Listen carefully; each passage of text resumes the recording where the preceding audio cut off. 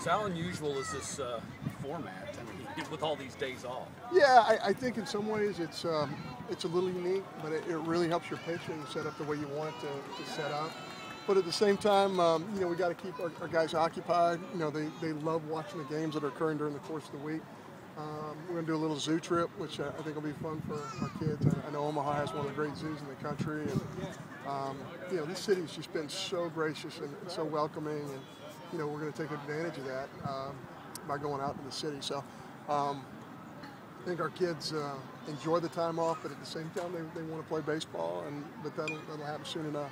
Any concern staying sharp while your next opponent, whether it be Oregon State or Indiana, plays tonight and has that under the Yeah, I mean, that gives us a great opportunity to evaluate their club again. They're such a good club. Both those clubs are so good. But what you're not going to see is the guys probably who are going to pitch against you on Friday, whoever that is. But you know, these clubs are here for a reason, and you know, the question you get asked most is who do you want to play, and that's impossible to answer because I don't want to play either one of them. But that's we're going to play one of those teams, and hopefully, you know, after an extended break, we can come out and play one of our better games. John, you feel like you're going to just essentially roll over your pitching staff with these days off?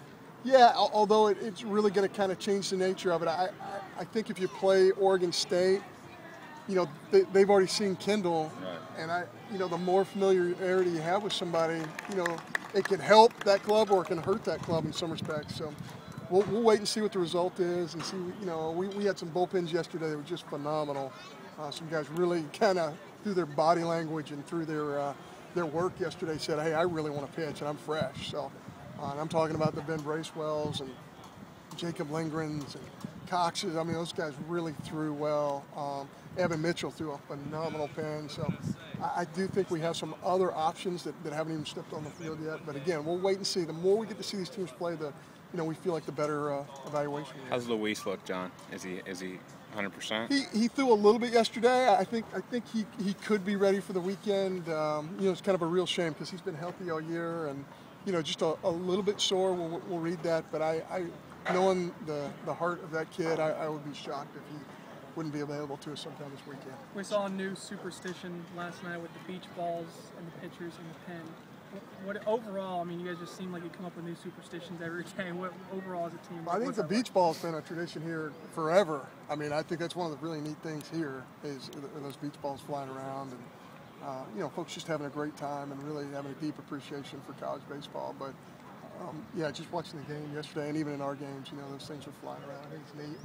It's probably not so neat for the officials who are running the event when they have to retrieve them off the field, but yeah, it's just another little tiny thing that just adds to this great event. Does this format create a sense of competition, much like Trey Porter was anxious to get up there and get an at-bat? You're talking about your pitchers. All of them seem like they're really anxious to show you that they're ready to pitch, and they want to get a call and get in the game. Well, this is the biggest stage in college baseball, you know, the College World Series, and everybody wants to play. You know, everybody wants to play on TV and, you know, have their hometowns watch them and everybody they've ever known. I mean, it's neat, and the fact that they want to pitch tells you everything. You know, you don't get to this level without having kids who want to display their talents, and certainly we want that to happen, but at the same time we've got to put our best foot forward, and you know, that's the difficult thing about making decisions. You love all these kids and you want them all to have opportunities. Chad, the last couple of years you've had guys that have had really productive summers, come back and it's translated into the season. How valuable can that be? Very, very valuable. I thought Hunter Renfro came back a different kid after having a great summer. Certainly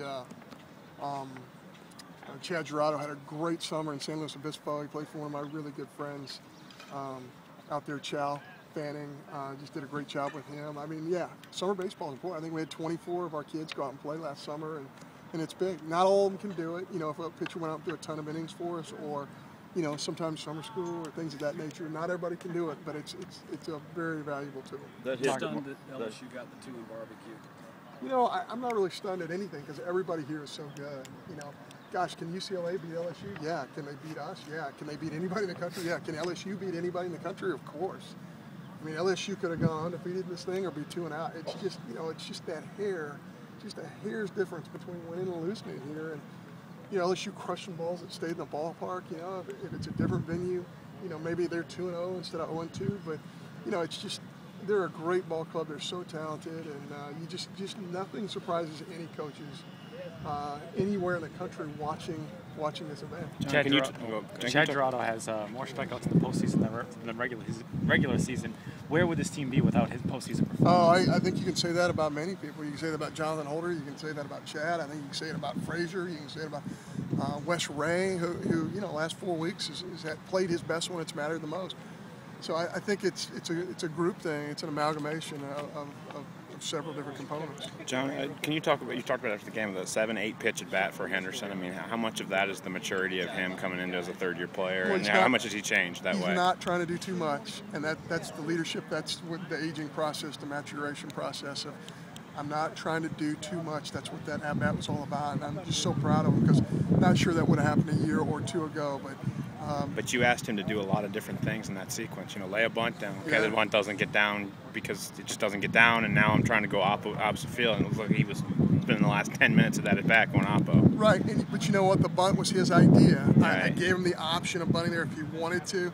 We give a lot of flexibility to our hitters because we don't know what they're seeing in the box at that moment. Right. But certainly, it was a great at bat. That's one of those, in my opinion, career-changing at bats. Like I can get it done on the biggest stage, and I'm just certainly proud of him. Well, that's been